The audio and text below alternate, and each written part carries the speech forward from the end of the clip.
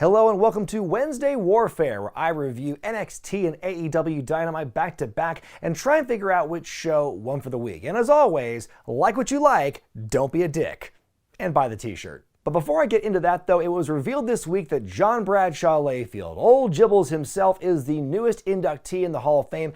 I'm so conflicted about JBL. I feel every time I think about him or review a match of his, like my thoughts and opinions on him just change all the time. Because on the one hand, he was a fantastic heel character as the WWE champion and everything, and the Wall Street magnate, has a great body of work overall as a wrestler. Then on the other hand, there's all those allegations and the stories of hazing and abuse and overall dickishness. And I know a couple of years ago I had a very scathing video about JBL and the whole Mauro Ranallo saga, and I was pretty fired up about that. So a lot of his alleged behavior doesn't sit well with me. But if you look at the rich tapestry of inductees and Hall of Famers and stuff, you look at like the character, it's never been about, content of character in the Hall of Fame. It's been about, body of work and especially how loyal you are to the company. And JBL has loyalty in spades. He's a die-hard WWE supporter in every sense of the word. So that certainly helps. And like I said, his resume is also good enough for Hall of Fame, I think. As far as the character goes, you look at everyone else who's been inducted and some of the other people with more questionable things in their past.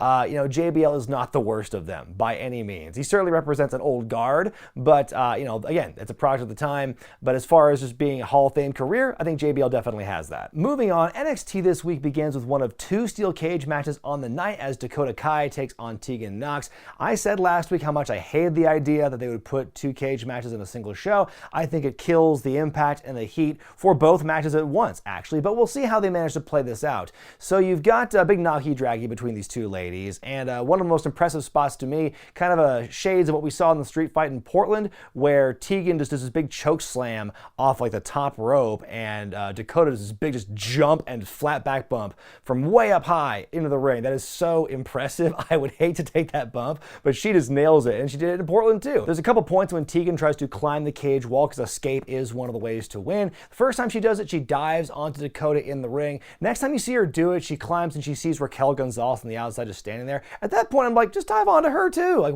you're killing two birds with one stone. You win the match and you take out the muscle. Anyway, there's all this fighting on the outside or over the wall, and you see Raquel pinning the cage door up against Tegan to allow Dakota to sneak out and win yet again. So it's basically similar to, the Gargano finish that we saw in the street fight in TakeOver Portland, where she's got her beat and then something happens where she wants to put more punishment in, and it ultimately costs her. The match to me, the whole finish made me think, man, Tegan Nox looks kind of like a dumbass because she keeps doing these things where she'll do a big move and then she has this kind of like stunned look like, I can't believe I did that to my former best friend. Like the first time you did that, like fine, do it then, and then never do it again. But she did that so often. Like I think like 3 or 4 moves she did that kind of moment where the pause, like, oh, I can't believe I did that. And that's what ultimately costs her in the match where she delays too much. And so that really stuck in my craw was the finish. The match itself was fine, but then like the finish really soured me on it. We get a couple of promo packages. First one comes from Finn Balor in response to the Imperium beatdown from last week, saying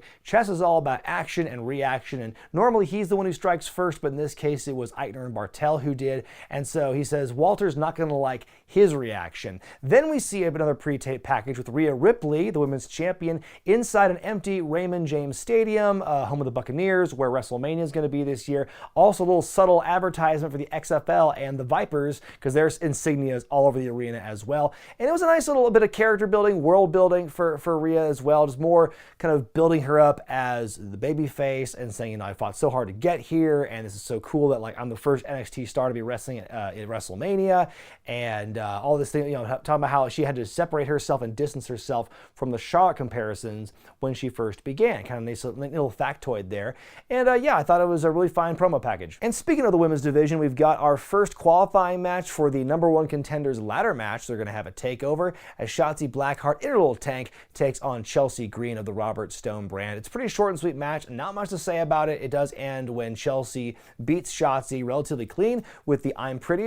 Not the unprettier, the I'm Prettier is what they call it. So yeah, makes Chelsea look strong, and Shotzi in a little tank Gotta love it. North American champion Keith Lee makes his way to the ring. He speaks on some of the people who are gunning for his championship, like Dominik Dijakovic, like Damian Priest. Out comes Cameron Grimes, who the audience really hates. Like, they can't let him speak one word without just raining boos on him. So I appreciate that Cameron's got himself over to the point where that kind of reaction happens. You don't get that very often with heels. Anyway, he talks about how it took him much less time to beat Dijakovic last week than it took Keith Lee to beat him at TakeOver, and Lee's had enough of his bragging, shoves Cameron out of the ring and says they can have a match next week. Undisputed Era take on Lorcan and Burch in some tag team action here. It's a very hard-hitting match. If you know those four guys and their styles, you know it's going to be a very snug-looking match. It ends when Lorcan is running back and forth between both guys. He ends up eating a high-low in the midst of his comeback, just like in mid-stride, for the Undisputed Era to win. Then after the match, Fish and O'Reilly on the microphone, and they're calling out the Broserweights, or the Loserweights as they call them,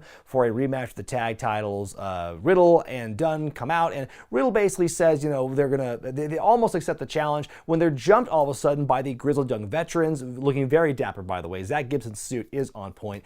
Gibson on the mic calling Fish and O'Reilly dweebs and saying it's out with the old and in with the grizzled young veterans. So it appears a showdown between Gibson and Drake and Fish and O'Reilly is due, and I'm very excited for that one. I don't know who's going to play the babyface in that encounter, or if it's just going to be heel on heel, and whoever's on top is going to be the heels to take on the Broserweights, or if maybe one team is just going to become babyface by default.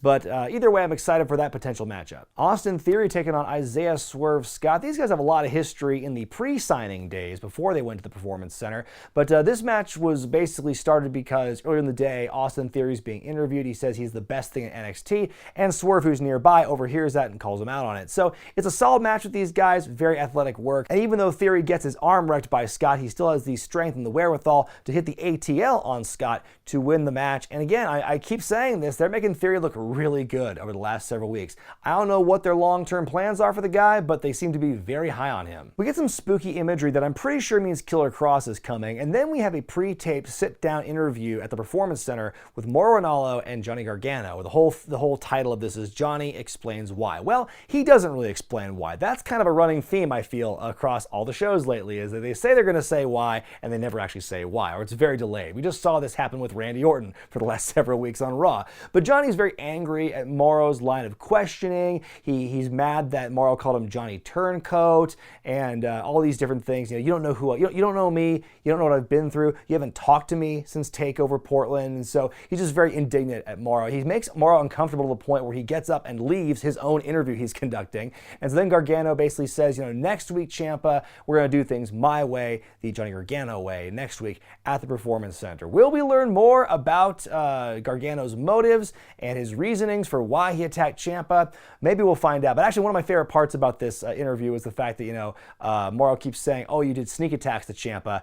And Gargano's like, well, on Portland, I looked him right in the eye. And the next week on NXT, I was wearing a powder blue suit. How could I sneak attack someone? Good point, Johnny. On we go to cage match number 2. It's the main event as Roderick Strong takes on Velveteen Dream. Big old grudge match. As the match goes on, we see Strong's wife, Marina Shafir, actually slide a kendo stick into the cage. Both guys end up using it throughout the match. Sweet pump handle backbreaker by Strong, using the stick as a lever, by the way. That was a pretty cool move. The Undisputed Era show up, and things look bad. Suddenly, the Velveteen Dream decides to shove Roddy out of the ring, and so Roderick wins the match, but then Dream locks himself in the cage with Adam Cole. So they're all by themselves there, and Dream just beats the hell out of Cole. He knocks back, you know, Strong as well. He turns away Fish, and then finally at the end, after he's laid out Cole, he holds up the NXT Championship as we fade to black. I really enjoyed that little twist. I did not see that coming. Dream lost the match, but it was on its own terms. He just did what he wanted. It wasn't as important to him suddenly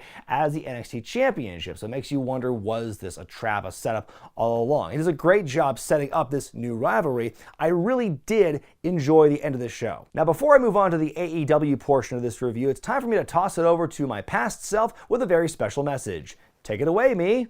Thanks, me. Well, this week's episode of Wednesday Warfare is sponsored by Pro Wrestling Loot. It's a monthly subscription service delivering one-of-a-kind wrestling goodies to your door. I'm talking shirts, autographs, one-of-a-kind artwork. It's all on here. Let's see what's in this month's box. Well, the first thing out of the box here is this really cool wrestling mask. It's made of some good material here. I don't think you can wrestle in this mask, but you can definitely wear it to shows or, run into a sneak attack on somebody, then take it off for a dramatic reveal. Lots of possibilities with this mask. We got some autographed merch up next. First off, exclusive to Pro Wrestling Loot, this autographed trading card featuring Rodriguez, the former Ricardo Rodriguez. That's Alberto Del Rio's personal ring announcer from back in the day. And this signed 8x10 of the one and only Blue Meanie. And speaking of trading cards, there's one more in here. And I've been doing some Pro Wrestling Loot unboxings on and off for the last few years, and they've always, since the beginning, have done this exclusive artwork on trading cards in different series, and this one is of Dusty Rhodes. And even more trading cards. A very card-heavy box this month of Pro Wrestling Loot, but this is really cool. If you've ever been to WrestleCade or you've heard of WrestleCade, it's one of the bigger annual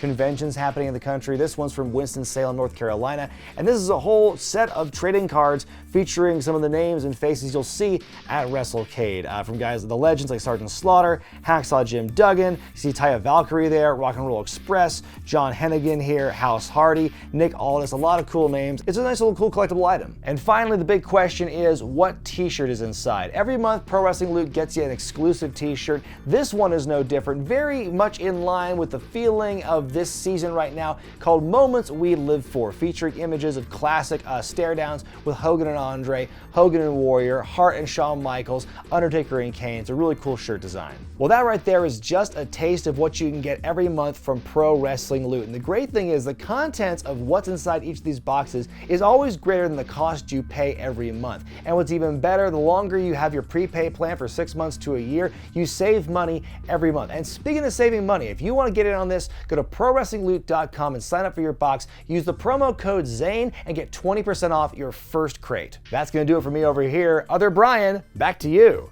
Thanks, me. This week's AEW opens up with Jon Moxley's championship celebration. By the way, thanks to the guy in the crowd who brought the Brian Zane smells like cheese sign to the show. But in fairness, though, I smell like the really good cheese. Anyway, Moxley says, it was never Jericho's championship. It's not even his championship. It's the People's Championship. He says he'll defend the title at all costs. No one has what it takes to knock him off his perch, and he dares the Inner Circle to do something about it. Out come, said Inner Circle. And Jericho says he'll always be Le Champion no matter what.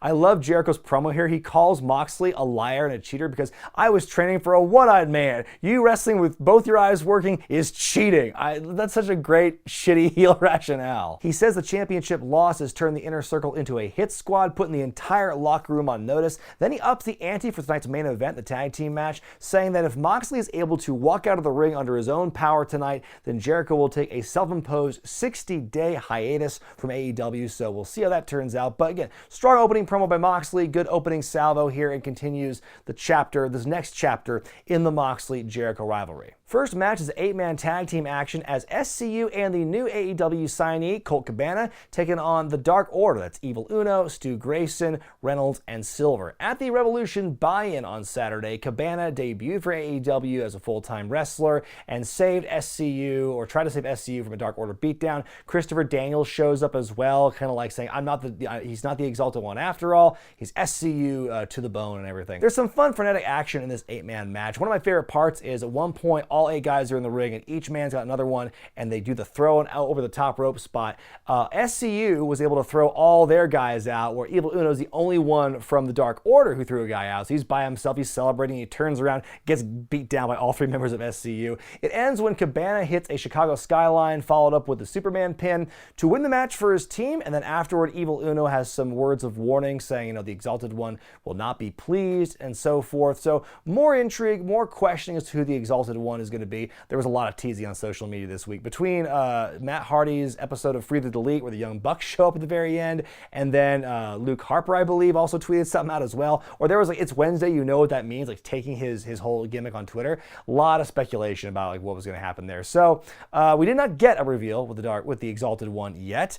Even JR is going, does this guy even exist? And so we'll see what happens, but there's still a lot of speculation. I will give them credit. I think a lot of people wrote the Dark Order off very early on, but I think this whole Exalted One storyline has definitely piqued people's interests, and no one's really shitting on the Dark Order anymore. I feel, that I can tell at least. I feel that the Dark Order is once again interesting because there's all this intrigue and mystery, and no one really knows who the Exalted One's going to be. I think There might be a level of disappointment no matter who it's going to be, but there also might be some excitement as well. So we're just going to see what happens. Ladies match up next as Big Swole takes on Leva Bates. We see Britt Baker on commentary for this very, very short match. She does give Shivani a cup of Shivani coffee with his name written on it, and it's written spelled with an I instead of a Y. I loved it. Like I said, this match was super short, not even 100% clean though, as Swole takes out Bates with Dirty Dancing. I don't think I've seen one competitive Leva Bates match since she's been in AEW. I've seen one competitive Peter Avalon match, and that was last year at Fight for the Fallen against Sonny Kiss.